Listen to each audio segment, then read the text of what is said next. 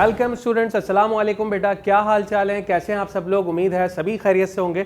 तो आज का जो हमारा टॉपिक है वो एग्जैक्टली काइंड्स ऑफ लिवर और लिवर को लेकर जो हमने बात की थी लास्ट टाइम, और एग्जांपल्स भी बहुत अच्छे से डिस्कस की ताकि आप लोगों को ये सारी चीज़ें बहुत अच्छे से समझ में आ सके।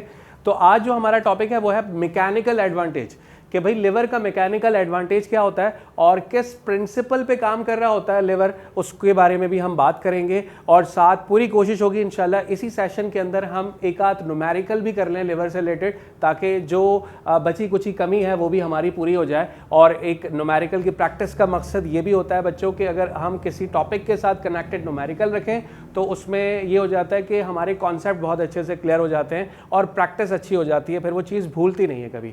तो चलिए शुरू करते हैं, अपने टॉपिक पर आते हैं। तो क्या है mechanical advantage and numerical of liver, यानी आज के सेशन में हम मैकेनिकल एडवांटेज और उसके साथ जुड़े प्रिंसिपल और साथ में न्यूमेरिकल को भी डिस्कस करेंगे।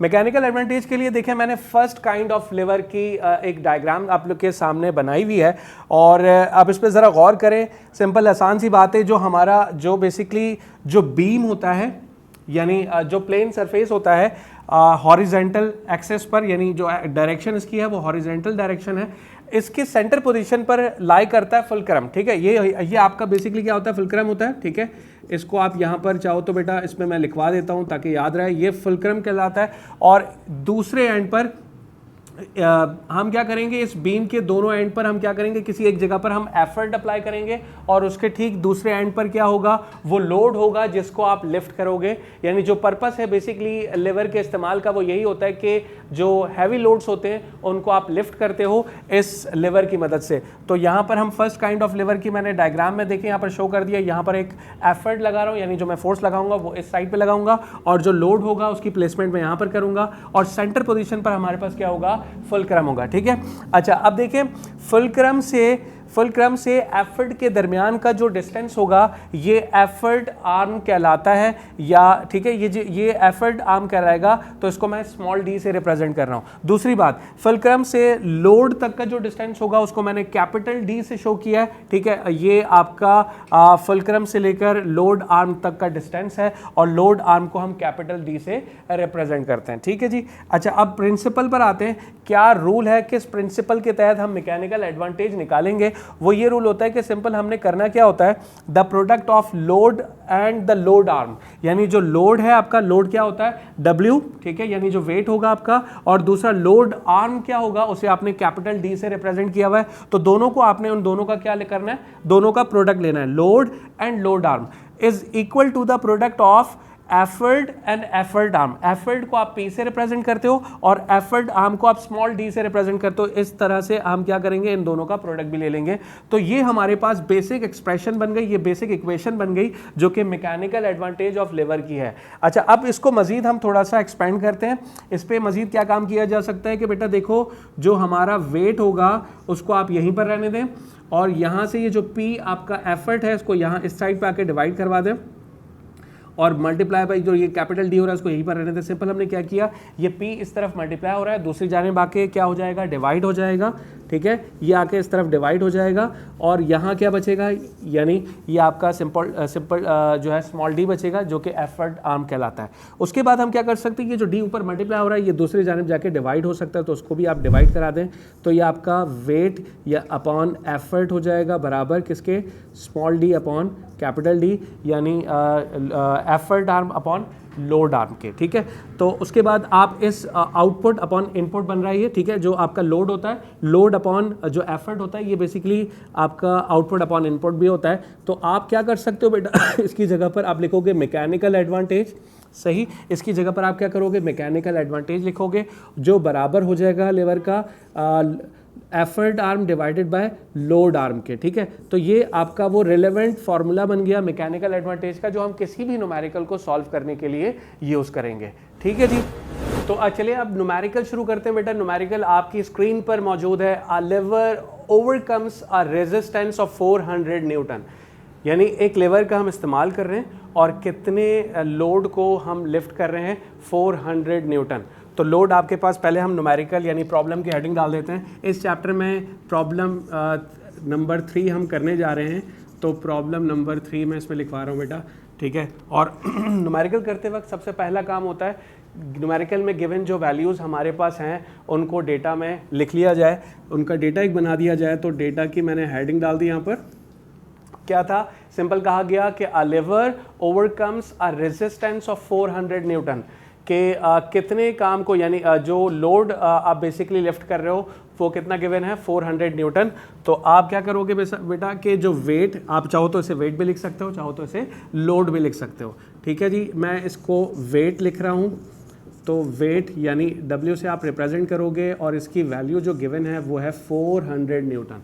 जी हाँ बिल्कुल 400 न्यूटन। चलिए आगे पढ़ते हैं। व्हेन एन एफर्ट, तो जो हम एफर्ट अप्लाई कर रहे हैं वो एफर्ट हमें कितनी हम अप्लाई कर रहे हैं, यानी जो फोर्स हम अप्लाई कर रहे हैं ताकि हम इस 400 न्यूटन के लोड को लिफ्ट कर सकें, वो एफर्ट जो इस सवाल में गिवन है बेटा वो 50 न्यूटन है, इज़ अप्लाइड ऑन इट। तो आप क्या लिखोगे बेटा, एफर्ट, ठीक है, और एफर्ट को जो है वो आप P से रिप्रेजेंट करते हो 50 न्यूटन की फोर्स, यानी जो हम एफर्ट अप्लाई कर रहे हैं ताकि हम 400 न्यूटन के लोड को लिफ्ट कर सकें।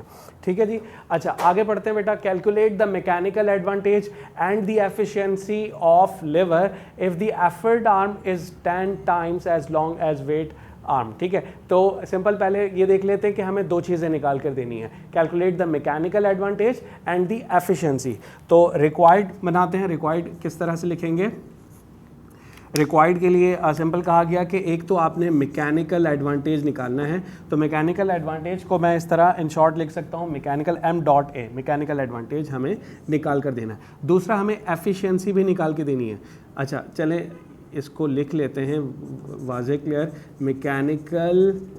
Mechanical advantage. ठीक है, मैकेनिकल एडवांटेज जो हमें निकाल कर देना है, साथ में हमें एफिशिएंसी भी निकालनी है, एफिशिएंसी भी निकालनी है। ठीक है, एफिशिएंसी को आप E से रिप्रेजेंट करते हो, कैपिटल E से, और ये क्वेश्चन मार्क। ठीक है, ये दो चीज़ें हमें निकाल कर देनी है। अब आते हैं कैलकुलेशन पर। तो कैलकुलेशन कैसे करनी है, साथ साथ सवाल में अगर नोट करें एक कंडीशन भी गिवन है। वो कंडीशन ये थी कि बेटा देखो, if the effort arm is 10 times as long as weight arm. इसका मतलब ये हुआ कि आपको पता है एफर्ट आर्म को हम किस तरह रिप्रेजेंट करते हैं। एफर्ट आर्म जो है वो सिंपल इसको ये देख लें कि एफर्ट आर्म को हम रिप्रेजेंट करते हैं स्मॉल d से। ठीक है, वो बराबर दी गई है 10 टाइम्स ऑफ कैपिटल D। ठीक है, ये है आपका एफर्ट आर्म, इसमें लिखवा रहा हूँ एफर्ट आर्म है ये। ठीक है, एफर्ट आर्म। और दूसरा ये जो कैपिटल D दिख रहा है आपको, ये है आपका वेट आर्म या फिर लोड आर्म। ठीक है, वेट आर्म या फिर लोड आर्म। अच्छा अब आ जाते हैं कैलकुलेशन पर। मैकेनिकल एडवांटेज भी निकालना है और एफिशिएंसी भी निकालनी है। तो एक एक करके स्टेप बाय स्टेप पहले हम मैकेनिकल एडवांटेज निकाल लेते हैं। मैं हेडिंग डलवा रहा हूँ, टू फाइंड मैकेनिकल एडवांटेज। तो पहले हम मैकेनिकल एडवांटेज निकालने जा रहे हैं। मैकेनिकल एडवांटेज का फॉर्मूला क्या था जो हमने लास्ट वीडियो सेशन में डिस्कस किया बेटा, कि मैकेनिकल एडवांटेज का जो फॉर्मूला होता है वो वेट अपॉन एफर्ट होता है। वेट अपॉन एफर्ट यानी W अपॉन P हो जाएगा। सिंपल हमें वैल्यूज़ गिवन है, वेट की वैल्यू दी गई है 400, वेट है जो हमें लिफ्ट करना है, और हम कितनी एफर्ट अप्लाई कर रहे हैं 50 न्यूटन की। ठीक है, तो आप यहाँ से क्या कर सकते हो बेटा, न्यूटन से न्यूटन तो वैसे ही कैंसिल कर दो क्योंकि सिमिलर क्वांटिटीज़ का रेशो है। तो यहाँ पर at the end mechanical advantage का कोई यूनिट नहीं आएगा क्योंकि यूनिट से यूनिट कैंसिल हो जाएगा। अच्छा दूसरी बात, 51 ज़ा 50 और 58 ज़ा 400। तो इस तरह आपका जो मैकेनिकल एडवांटेज आ रहा है वो आ रहा है तकरीबन 8। मैकेनिकल एडवांटेज हमारे पास कितना आ रहा है, 8 आ रहा है। अच्छा अब जाते हैं हम एफिशिएंसी पर। अब एफिशिएंसी कैसे निकालेंगे, पहले हेडिंग डाल देते हैं बेटा, नाउ टू फाइंड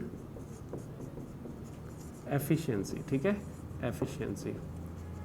अच्छा एफिशिएंसी को हम कैपिटल E से रिप्रेजेंट करते हैं। एफिशिएंसी का फॉर्मूला क्या होता है ये भी समझ लें। एफिशिएंसी का जो फॉर्मूला होता है वो होता है आउटपुट डिवाइडेड बाय इनपुट। ठीक है, और एफिशिएंसी हमेशा इन परसेंटेज कैलकुलेट की जाती है, तो आपने क्या करना है 100 से मल्टीप्लाई करना है। ठीक है जी। अच्छा अब बात कर लेते हैं बेटा, आउटपुट जो होता है वो बराबर होता है आपका weight multiply by weight arm. Weight arm जो था वो कैपिटल D था। अच्छा, दूसरा इनपुट जो बराबर होता है वो होता है effort multiply by effort arm. तो एफर्ट को हम P से रिप्रेजेंट करते हैं और एफर्ट आर्म को स्मॉल d से रिप्रेजेंट किया जाता है, और ये हमारे पास एफिशिएंसी का मुकम्मल तौर पे एक फार्मूला बन गया। अब जो वैल्यूज़ आपके पास मौजूद हैं वो उठा के यहाँ पर डालना शुरू करते हैं।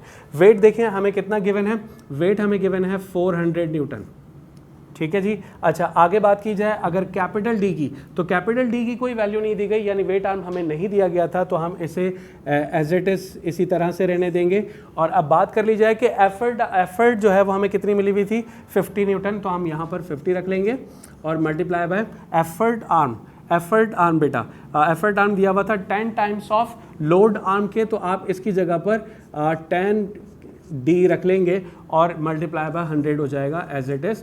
अब आप क्या कर सकते हो, डी से डी कैंसिल हो जाएगा, साथ में 51 ज़ा 50 आ गया और 58 ज़ा 400 हो गया। देन फिर उसके बाद हम मज़ीद और कैंसिलेशन क्या कर सकते हैं, 10 1 ज़ा 10 हो गया और 10 10 ज़ा 100 हो गया।